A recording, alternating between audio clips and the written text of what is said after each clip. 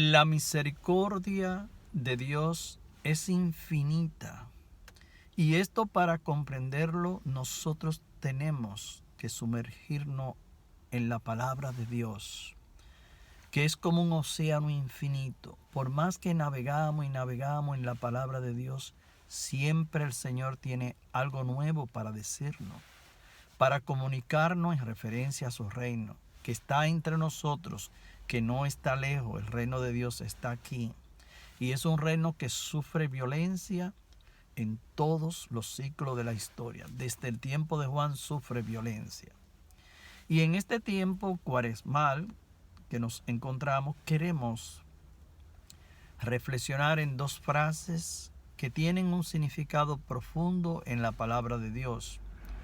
Por ejemplo, el apóstol San Pablo nos dice textualmente en Romanos 8 que el Padre marcó a su Hijo Jesús de una manera carnal y pecadora. Sabemos que Él no tenía pecado y sin embargo, por la misericordia de Dios, que enfrentó el pecado y envió a su Hijo único al mundo para traernos la salvación, esta parte nosotros podemos definirla como la pura e infinita misericordia de Dios.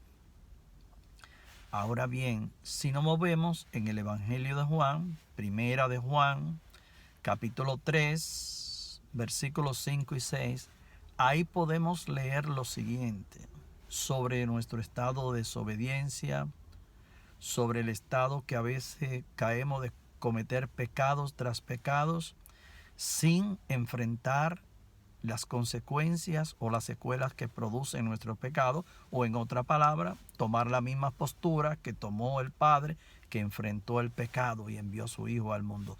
Nosotros, como hijos de Dios, estamos llamados a tomar la misma determinación, porque Dios es santo y nos llamó para ser santo. Pues nos dice el Señor en este Evangelio de Juan: el que peca demuestra rebeldía. Y no solo lo dice una sola vez, vuelve a repetirlo: todo pecado es rebeldía. Dos veces nos lo recuerda como una amonestación que debería de quedarse impregnada en nosotros para cerrar esta puerta a las tentaciones del demonio. Nada es imposible, todo es posible. Y nos sigue diciendo el Espíritu Santo: bien saben que este vino para quitar nuestros pecados y que en él no hay pecado. Palabra de Dios. Dos textos bíblicos, o podríamos decir tres textos bíblicos, bastante relevantes para nosotros comprender el proyecto determinante del Padre. Como hicimos mención, que enfrentó el pecado y sacrificó a su Hijo Jesús, lo envió al mundo para salvar al mundo, no para condenar al mundo. Y Jesús, sin tener pecado, fue marcado de una forma, como ya hicimos mención, carnal y pecadora. Y sin embargo, el apóstol San Juan nos confirma: bien saben que este vino para quitar nuestros pecados. Y en línea nos dice, y que en él no hay pecado. Estos son los puntos para nosotros determinar radicalmente en este tiempo litúrgico de la Cuaresma que tenemos que hacer nuestra parte, que estamos llamados a realizar una buena confesión en buenos propósitos para erradicar del interior de nuestros corazones este enemigo que nos vuelve impuro en la misma presencia de Dios. Si no tomamos estas decisiones proactivas, determinantes, y enfrentamos el pecado como el Padre lo enfrentó, nosotros no nos podemos llamar hijos e hijas de Dios. Nosotros estamos llamados a imitar a nuestro Salvador, imitar la obra del Padre.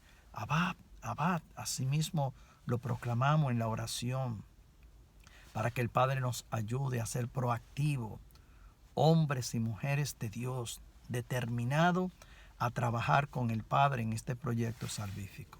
Nosotros le damos toda la gloria en esta reflexión al Señor en este tiempo litúrgico de Cuaresma, donde el Señor nos invita a cada uno a cambiar de la forma como estamos viviendo, a comenzar este giro de esta vuelta hacia Dios con un corazón sincero, compungido, y confesar todos nuestros pecados para que Él nos devuelva la paz, nos dé el perdón y realmente no estemos alejados del Señor, fuera de su comunión.